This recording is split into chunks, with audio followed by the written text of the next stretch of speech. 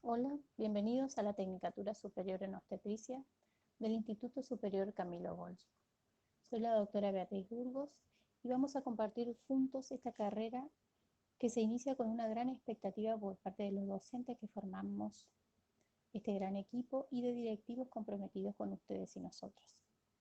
En esta etapa de ambientación en la carrera les haré referencia en primer lugar a la evolución histórica de la obstetricia. Luego les compartiré un video, uno de los tantos que tengo preparado durante las diferentes materias, para ir entrando en clima de a poco en esta apasionante profesión que han elegido emprender. Comenzaremos nuestra exposición con la comadrona, que pueden encontrar como la comadrona, matrona o partera. Al comienzo de la humanidad, probablemente 40.000 años antes de Cristo, el parto era atendido por el esposo. Sin embargo, ya en el año 6.000 a 4.000 años antes de Cristo, algunas mujeres adquieren mayor experiencia que otras en el arte de la ayuda al nacimiento, por lo que son llamadas con más frecuencia durante el trabajo de parto, en lo que se cree fue el inicio de uno de los oficios más antiguos de la humanidad, el de la comadrona. ¿De dónde deriva el término obstetricia? La palabra obstetricia deriva del latín obstetrix, derivado de las palabras ob, que significa delante, y stare, que significa mantenerse. En esta parte me gustaría señalar una frase de la doctora Clarita, con quienes tendrán el gusto de cursar muchas otras materias. Y ella siempre dice: el partero es el espectador en primera fila de semejante espectáculo donde los protagonistas son la madre y su hijo. Es una bella frase que no quería dejar de nombrarla porque la verdad que viene perfecto al caso. Bueno, seguimos. El término obstetric se utilizaba para denominar a las comadronas de ese entonces, ya que en los primeros tiempos las parturientas eran ayudadas por mujeres de la familia o amigas. ¿Cuándo se empezó a escribir sobre la obstetricia? Bueno, las primeras referencias se hallan en Génesis 3:16. A la mujer le dijo: multiplicaré mucho tu pena y tu concepción. Parirás con dolor y tu deseo será el de tu marido, y él gobernará sobre ti. Estas frases dicen en este libro antiguo que ustedes ven en esta imagen, pero si nos vamos a una Biblia más actualizada, en Génesis 3:16 dice: a la mujer le dijo: multiplicaré en gran manera los dolores de tus embarazos. Con dolor tendrás tus hijos, ansiarás a tu esposo y él te regirá. O sea, dice exactamente lo mismo, pero por lo menos no es tan agresivo como la primera frase. Estas palabras se han citado como consuelo filosófico para las mujeres en trance de parto. Se utilizaba mucho en aquella época. Hipócrates, padre de la medicina, inicia la transición entre el médico sacerdote y el médico científico de la medicina. La primera descripción de un parto normal fue hecha por Hipócrates 460 a 377 años a.C. en su libro Naturaleza del Niño. Él tenía la teoría que el feto se acomodaba con más frecuencia con la cabeza hacia abajo, debido a que el peso de la parte superior del cuerpo, desde el ombligo a la cabeza, era mayor que el peso de la parte inferior, desde el ombligo a los pies. También aseguraba que la bolsa de las aguas se rompían porque el feto hacía movimiento de sus manos y pies para romperlas. Fíjense los pensamientos de Hipócrates, ¿no? Hipócrates era considerado el padre de la medicina, esto no ofrece ninguna duda, pero gracias a él se conocen gran parte de los conocimientos relacionados con la alimentación, las plantas medicinales, la hidroterapia, la higiene, el termalismo y el ayuno. Sin embargo, siempre nosotros encontramos un sin embargo, también supo tener algunos errores. Por ejemplo, creía que las mujeres se concebían en el ovario derecho y los hombres en el ovario izquierdo. No sé cuál habrá sido su pensamiento, pero bueno, fue una equivocación que tuvo en este caso Hipócrates. Grecia, en la antigua Grecia, aparece la obstetricia patológica entremezclada con ritos de divinidades míticas. Sorano de Efeso, fue un célebre médico griego, 138 a 98 años antes de Cristo, se lo considera el padre de la obstetricia, estudia en Alejandría ejerciendo. En Roma enseña a Mosquión, autor de un tratado para las comadronas romanas. Es el primero en hablar de la versión podálica. Describe que el parto debe ser atendido por una comadrona y sus ayudantes, en una cama, y que durante el periodo expulsivo se pasará a la silla de parto. Veremos un poco la obstetricia en la Edad Media. Las parteras son las personas de bien con un título legal o sin él que asisten a las parturientas. Estas podían ser denominadas tanto parteras como muli o herbolarias. A lo largo de la historia, el arte de ayudar a parir ha estado relacionado con la mujer, bien como partera experimentada o como comadrona. Solo cuando el parto se complicaba y era preciso el instrumental quirúrgico intervenía el cirujano.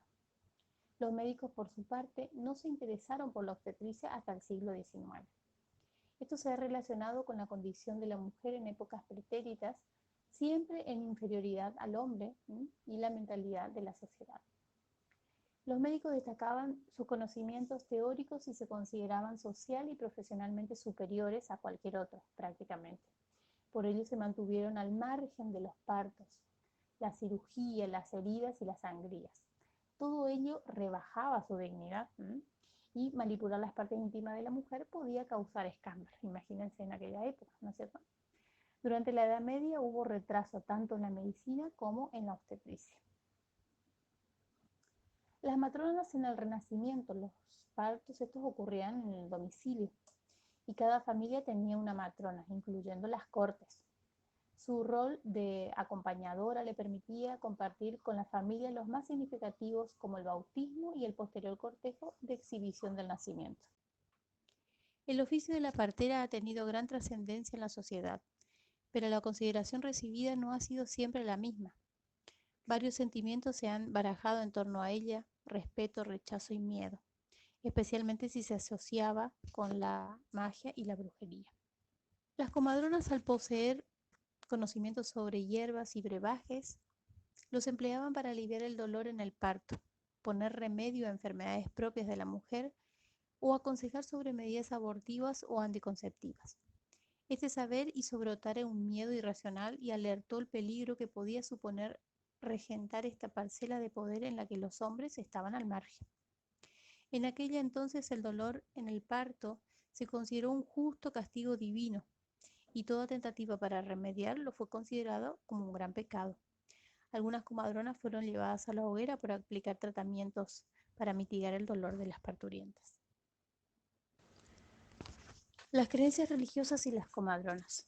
La mentalidad de la época en una sociedad regida por varones hizo firme la creencia de que la mujer, causante del pecado original, no solo inducía al pecado de lujuria, muy castigado por la Iglesia, sino que algunas de ellas, las comadronas y curanderas, recibían estos saberes del maligno. Gran influencia tuvo durante el periodo de caza de brujas, que definía a la mujer como el ser más apto para pactar con el diablo y realizar maleficios y conjuros, y consideraba a la comadrona un peligro para la Iglesia católica. En contraste a esto, esta actitud de rechazo, cabe mencionar las exenciones tributarias tanto reales como concejillas. Dos características han acompañado el oficio de ama de parir: su antigüedad y la tradición familiar. No era raro encontrar varias generaciones de parteras, donde encontramos a la madre, a la hija y a su nieta, que aprendían desde jóvenes y al adquirir suficiente formación y destreza la sustituían o se independizaban. Durante la época medieval, las mujeres tenían un monopolio casi absoluto en ginecología y obstetricia. Preparaban brebaje curativo a base de hierbas naturales que ayudaban a reducir el dolor de los partos y otras afecciones. Algunas de las hierbas utilizadas en aquella época eran el cilantro, espárrago o esparraguera. Esta era una planta herbácea de tallo erecto y cilíndrico, conocido por sus brotes tiernos llamados espárragos. Apio, que era una planta hortense de raíz y tallo comestible. Dentro de esta variedad está el apio nabo, que posee unas raíces más carnosas. Y la albahaca, esta planta que es una planta anual, está durante todo el año la tenemos, y su origen se sitúa en la India. ¿Cuáles eran los requisitos de la partera en la Edad Media? Las mujeres que en aquel entonces atendían los partos no tienen organizada su formación y desde luego no reciben enseñanzas. Su preparación sigue los cauces habituales basándose en la reiteración y en la experiencia. Una buena partera debía ser experta, porque ha de tratar infinidad de casos de manera que le conviene mantener contacto con otras mujeres dedicadas a su mismo trabajo. Debía ser ingeniosa, tener buen genio, disposición y discreción. Ser de natural fuerte para ayudar en el trabajo a la que pare y al mismo tiempo esforzada para no desmayar frente a lo que veía en un mal parto. En 7 puntos demuestra la madrina su buena formación. Al cortar el cordón umbilical, al lavar o limpiar las criaturas, cuando abre los orificios al recién nacido, los ojos, la nariz, las orejas, el ano, al curar el ombligo, al elegir la nodriza y el lugar donde ha de criarse el niño, y al hacer los preparativos antes de la primera mamada. La obstetricia del Renacimiento. Lo peor de la medicina del Renacimiento fue la obstetricia, dice Harrison. Sin embargo, en el siglo XV en Italia se inicia un rápido progreso de la medicina, especialmente en anatomía y fisiología humana. Maestros de esta escuela como Vesalio, Eustaquio, Falopio, Fabricio de Arancio, quien descubrió el útero grávido y su contenido durante el embarazo. En 1560, desde el nacimiento de la obstetricia moderna, Ambroise descubre versión podálica y difunde su gran valor para los partos complicados. En 1578, William Harvey hace la formación en escuelas italianas, descubre y escribe sobre la circulación de la sangre con un capítulo dedicado a la fisiología del parto y otro sobre membranas fetales y placenta. En 1613, en Alemania, hay una recopilación de todo el material existente hasta entonces. Eucario Rosling. En 1647, Peter Chamberlain hace la intervención del forceps, demostrando que la obstetricia de él y su padre era superior, pero estaban desprestigiados por querer incorporar a su institución a las comadronas de aquel entonces. En 1668, François Morisot publica un tratado de obstetricia y se adelanta a todas las obras de su tiempo. La influencia de la escuela obstétrica francesa, liderada por François, que el parto horizontal fue introducido. La posición horizontal facilitaba las intervenciones médicas como uso de forceps, por ejemplo. Los hombres como parteros. A partir de la Edad Media, especialmente después de los siglos XVII y XVIII, los hombres comenzaron a entrar al cuarto donde la mujer daba luz. La cirugía fue incorporada a la medicina y el parto pasó a ser estudiado como mecanismo físico.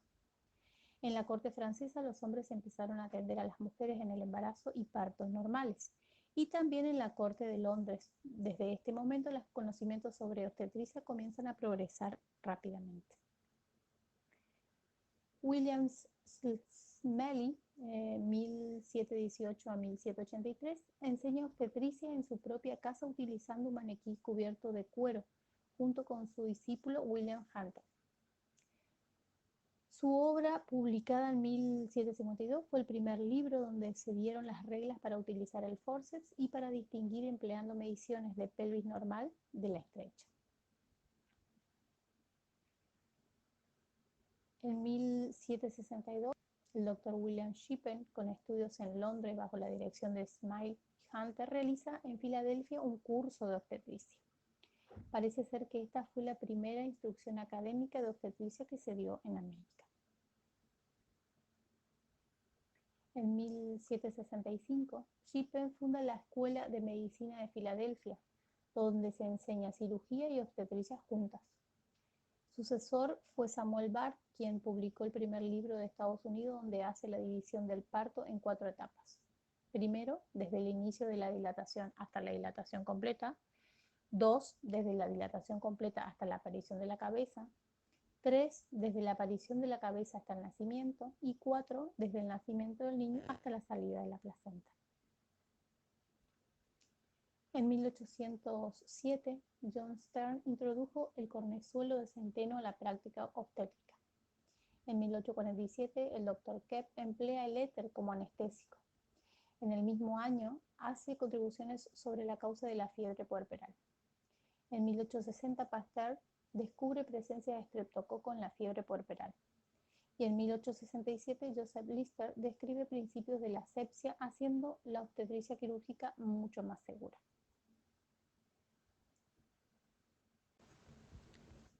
No puede conocerse bien una ciencia si se desconoce su historia.